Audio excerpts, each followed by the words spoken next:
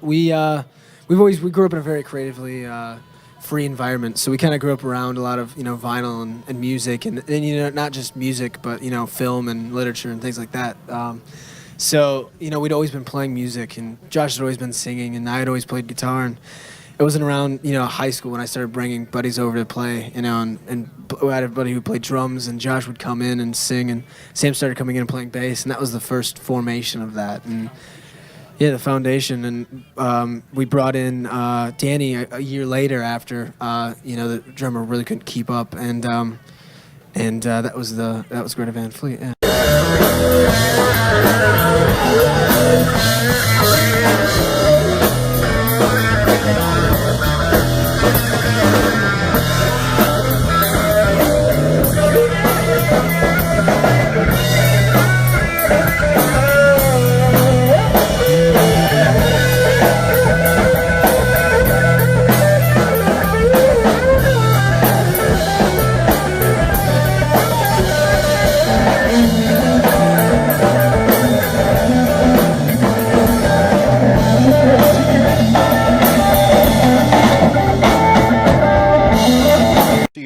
This weird, I don't want to say weird, but this isolated musical environment. Yeah. So you were kind of allowed to grow unmolested as if you were in your own little petri dish, right? Yeah.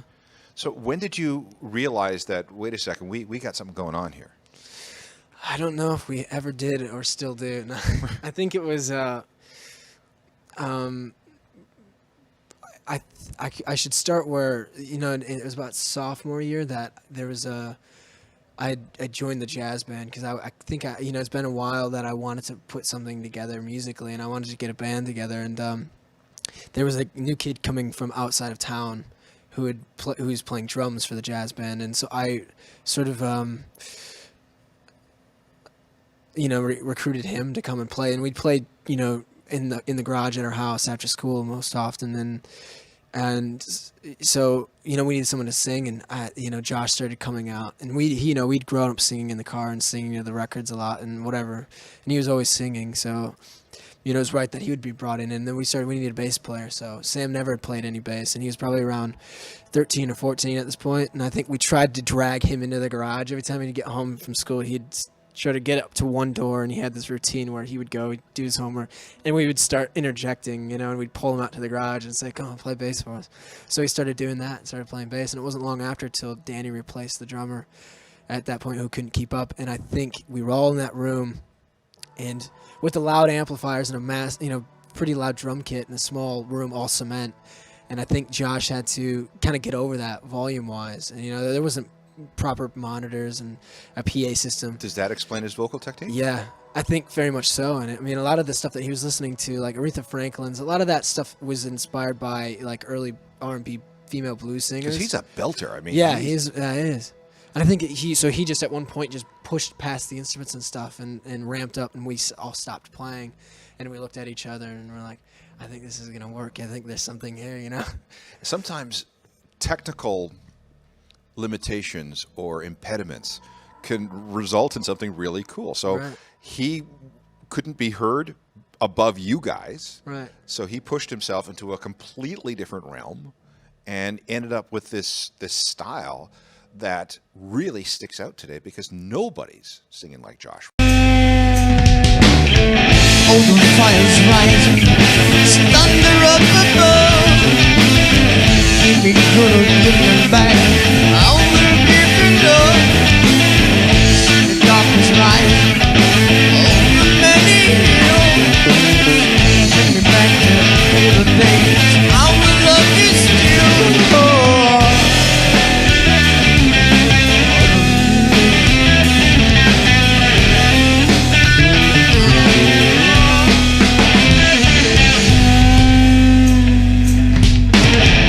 Fires in the skies.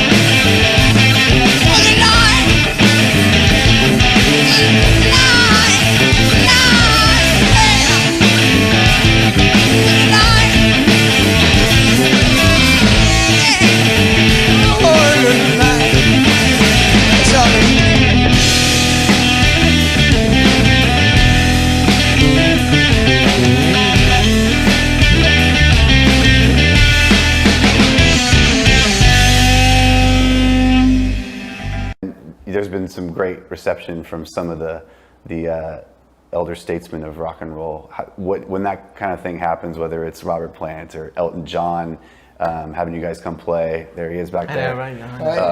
Sir Elton, how you doing? How's that feel? Special. Humbling.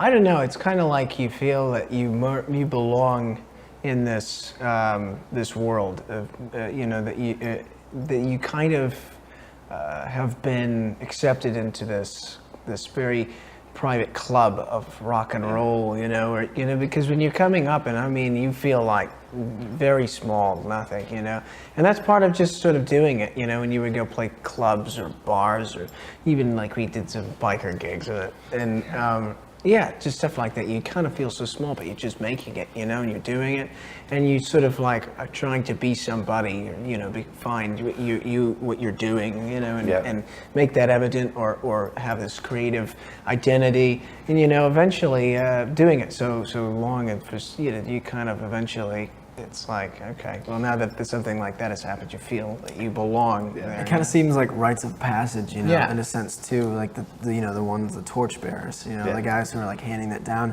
And if it's, no one else has to give us permission to do anything other than ourselves. But when someone like Elton John says something to a Robert Plant and has accolades, and it gives you even more permission to go ahead and move forward and break these rules, and play rock and roll music.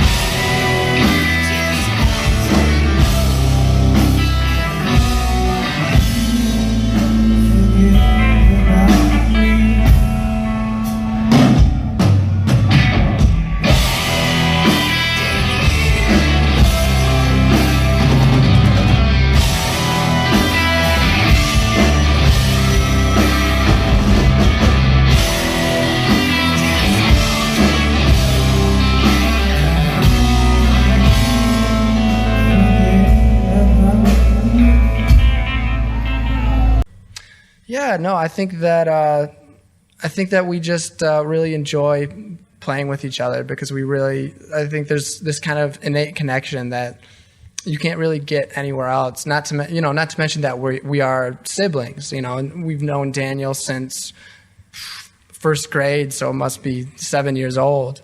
And I think it comes from hours and hours of playing with each other, and it comes from sitting in bar rooms until 3 or 4 in the morning on weekends when you're 14, 15 years old. And how is the process of writing, recording on the band?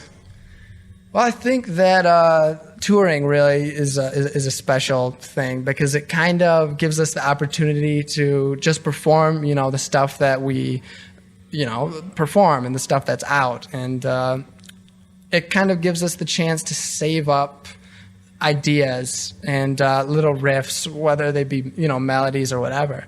And when we get home and we all get in one spot, it just kind of clicks and it kind of happens and we all start bouncing ideas off of each other and, it grows from there.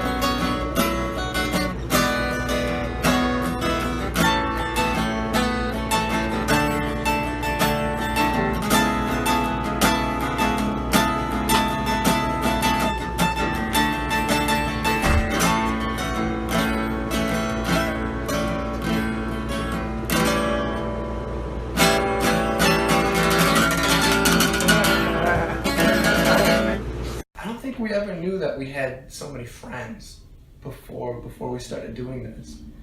And then we were on the road and we're like, man, everybody's just coming out of the woodwork, all our friends, so it's an incredible thing. It's a kind of a phenomenon. It is kind of a phenomenon. How do you deal with it, man? We don't put up with bullshit. It means a lot when you stay true to yourself. I think, as long as you're meeting that person and they may be a different person, but as long as you're the same person, or at least initiating it, then that's all you can really do to handle it. There's nothing you can do to control the other person. It's just kind of, it eats at your soul a little bit. Yeah. In what sense? It's a little bit draining to know that it's not that. A little bit draining to have people gravitate towards you, not because of who you are, but what you are. And that kind of goes back to the whole statistic thing, and I feel like there's a lot of that flooding social media as well, and it all works together. It's a new music industry. It's not the same, And going back to social media, I think that it's fundamentally and hereditarily fake. And pretty much everything's phony on social media. Yeah. And the initial concept's there. Absolutely. I think that the perception of what we do is totally off from what the reality is. Yeah. What is the reality, if I may ask? Well, the reality is some days you're, how do I put it? Some days you're literally jet skiing in the Middle East, and some days you're eating cold ramen noodles from a hotel fucking bathroom.